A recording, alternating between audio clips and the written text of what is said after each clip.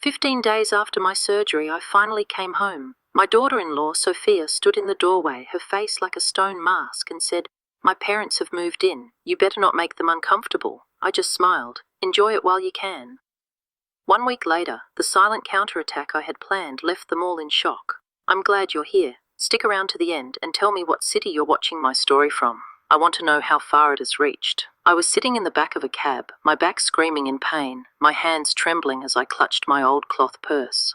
15 days in a hospital bed after a full hip replacement had left me completely drained. All I dreamed about in that sterile white room was my own house, the place my husband George and I had built with our own 2 hands. But no one came to pick me up. Not a single call from my son Derek, not one text from Sophia. I handled the discharge paperwork myself, packed my bag and called a cab. I kept telling myself, they're just busy. I'm sure they're waiting for me at home. "Address, ma'am?" the driver grunted. "Number 14 Magnolia Street," I said, trying to keep my voice steady. The white house with the green fence. I watched the familiar streets of Phoenix roll by, every corner sparking a memory of George, of Derek as a little boy. All I wanted was a hug, even just a small smile. The cab pulled up. A strange black SUV was parked in the driveway, right where my granddaughter Lily's bike was supposed to be. A bad feeling crept into my gut, but I pushed it down. I paid the driver and stumbled out, every step a fresh shot of pain. I pushed open the gate and knocked on my own front door. Derek opened it. My son, tall, serious, and looking at me with the cold eyes of a stranger. "I'm home, Derek," I whispered, exhausted. He didn't move. No hug. Nothing. "You can't come in here," he said, his voice flat. I froze. "What did you say?" I tried to step past him, but he blocked my way. Then I saw her. Sophia, standing behind him, holding little Lily. Her eyes scanned me up and down like I was a piece of junk for a garage sale. She smirked and yelled into the house, "Dad, Mom, come on out." Her father, Robert, strolled out of the living room with a glass of wine, acting like he owned the place. Behind him was his wife, Carol, arms crossed, a crooked smile on her face that chilled me to the bone. That's when Sophia dropped the bomb. "Starting today, my parents live here. You'd better not make them uncomfortable. You no longer live in this house." Her words hit me like a physical blow. I looked past her and saw them, cardboard boxes stacked by the garage. Scrawled on each one in black marker were my initials. OMV, Olivia Marie Villalobos. My things, my memories with George, thrown out like trash. "This is my house," I choked out, my voice breaking. "You have no right." Carol just scoffed. "We've already taken care of everything. Your things are outside. Don't bother us anymore." I looked at my son, my Derek, the boy whose hand I held through fevers and scraped knees, and he pushed me away from the door. He actually pushed me. Sophia slammed the heavy wooden door in my face, and the sound echoed like the end of my world. I was all alone, thrown out by my own blood. Do you know what that feels like? To have no one? If you've ever felt abandoned, hit that subscribe button right now so we can stick together. And if you wouldn't, tell me in the comments why you'd leave someone to face this alone. I fell to my knees beside the boxes. I opened one and found a jumble of my clothes, photo frames and trinkets.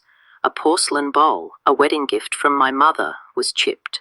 Holding it, I felt a crack spread through my own heart. The door creaked open again. I looked up, hoping, praying it was a mistake. But it was just Derek. He tossed a stack of papers onto the steps. "This is the power of attorney agreement. You signed it yourself," he said, his voice completely dead. "Everything is legal. Don't make a scene." My hands shook as I picked up the papers. My signature was there, but I remembered signing it in the hospital, barely able to sit up. Sophia had come to me, smiling that sweet fake smile. "Just sign here, Olivia. It's just some insurance forms," she'd cooed. I was family. I trusted her. I signed without reading a single line. The paper gave them power of attorney over all my assets. The house on Magnolia Street, the money I had saved my whole life, everything George and I had built. It was all theirs now. "And my savings?" I asked, my voice trembling. "How am I supposed to live?" Sophia reappeared. "You're no longer capable of managing your finances," she said, her voice like ice. "We decided to hold on to that money for the good of the family." The good of the family. The words were another slap in the face. My son just bowed his head and closed the door again, shutting me out for good. I dragged myself to the curb and called another cab, my voice so hoarse the driver could barely hear me. "Take me to a cheap hotel. Anyone." As the car pulled away, I watched my home, my life, disappear into a memory. The hotel was called the Magnolia Royal, a cruel joke. In my small, dingy room, I finally broke down. I pulled out an old photo of George and me on our wedding day. "George," I whispered, "what would you do?" Then I picked up my phone. I dialed the only person I knew I could trust, my oldest friend, Sarah Ryan. "Sarah, can you come to the Magnolia Royal Hotel, room 128, I said, trying to keep it together, "and bring that folder I gave you last year." An hour later, she was there. She opened her briefcase and pulled out a bank folder I'd given her after George died. "Olivia, I had the bank look into this," she said, her voice grim. "There were illegal withdrawals while you were in the hospital. Over $200,000 is gone. $200,000. My life savings, gone. They took everything. My home, my money. They thought I was just a weak old woman they could crush. Smash that subscribe button if you believe no one should get away with this. If you think I deserved it, I dare you to tell me why in the comments." I told Sarah everything. The slammed door, the boxes, Sophia's cold words. "Did Derek have your bank password?" she asked. I nodded, ashamed. "I asked him to help me with it after George passed. I thought I could trust my own son." Sarah fired up her laptop, the screen filled with bank transactions, huge sums transferred to a company called Davis Holdings LLC, registered to Robert, Sophia's father. "And look at this," she said. "They've been buying up properties all over your neighborhood. My neighbors, Mrs. Herrera, Mr. Beltran, they were being targeted too. This wasn't just about my house. It was a hostile takeover of our entire community. We have to stop them," I said, a fire starting to burn where my heart used to be. We dug deep. We went to the county clerk's office and found sales contracts for house after house, all sold to Davis Holdings. They were tricking elderly people into selling their homes for pennies on the dollar. Why? Because the city was about to approve a new development plan that would make the land worth 10 times more. It was all being orchestrated by Sophia.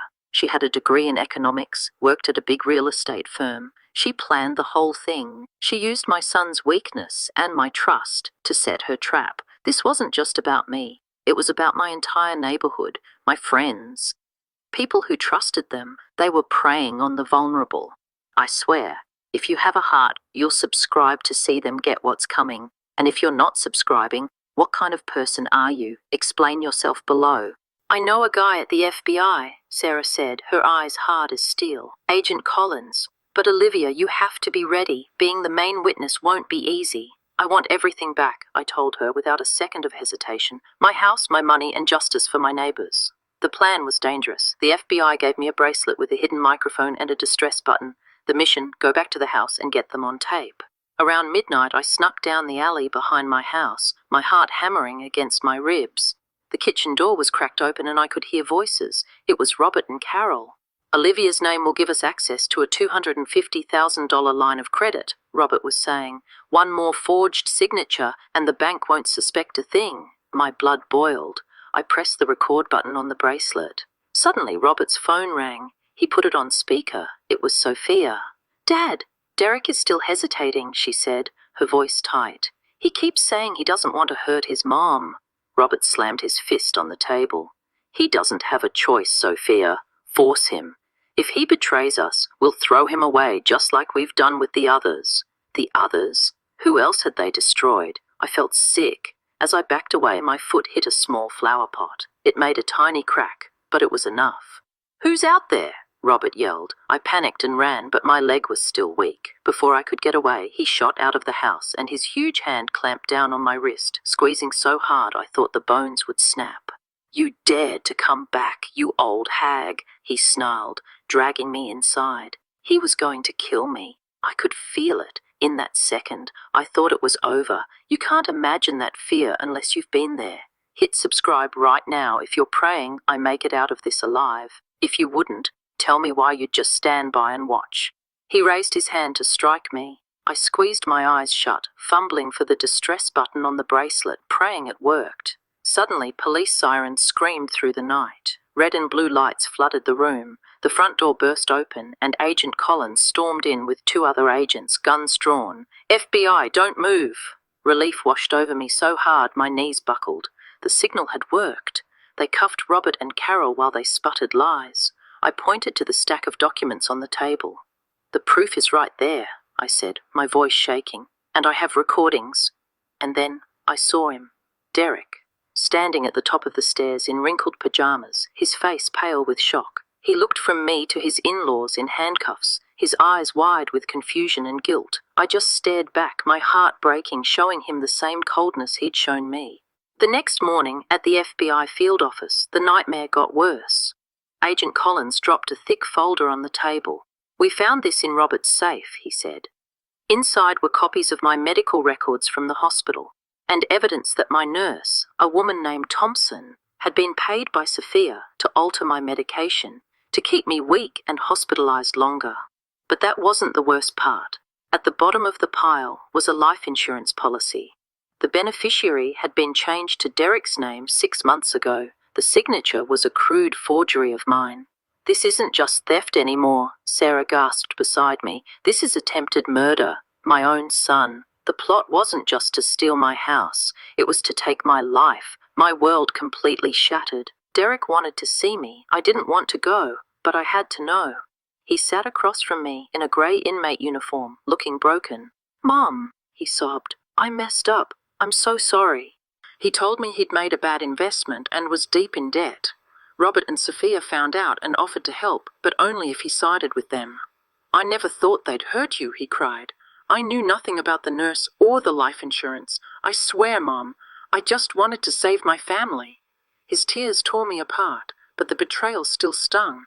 I pulled an old, sealed envelope from my purse. "Your father wrote this for you before he died," I said, pushing it across the table. With trembling hands he read the letter from George. A letter about having a good heart, about family being the place you return to for forgiveness, about always choosing to do the right thing. Tears fell onto the page, smudging his father's words. He looked up at me, his eyes full of a remorse so deep it was painful to see. "I'm going to confess everything," he choked out. "I'll go to prison. I'll do anything as long as one day you can forgive me."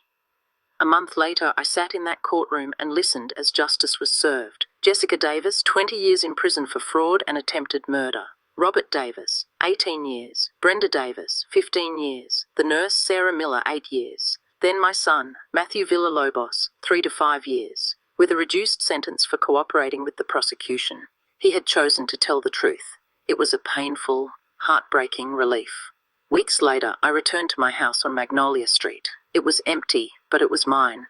Slowly, with the help of my friend Sarah and my wonderful neighbors, I started to rebuild. We hung the old photos back on the walls. Mrs. Herrera and the Beltrans brought over cinnamon rolls, calling me their hero. I found a new purpose. I used what was left of my savings to start a legal support fund for elderly victims of financial abuse. I called it the George Villalobos Foundation to honor his memory. I lost my son, but I found myself. I found a strength I never knew I had. What would you have done? Would you have fought back like I did? Subscribe if you believe in the power of fighting for what's right. And if you think I should have just stayed silent and let them win, tell me why in the comments. I'm reading every single one. The story I've told is fictional, but it's based on events that happen all too often. Names have been changed. I don't tell this story to judge, but in the hope that it makes someone stop and think. How many mothers, how many parents are suffering in silence inside their own homes? Would you stay silent to keep the peace, or would you dare to fight to get your voice back? Thank you for staying with me until the end. Courage always leads to better days.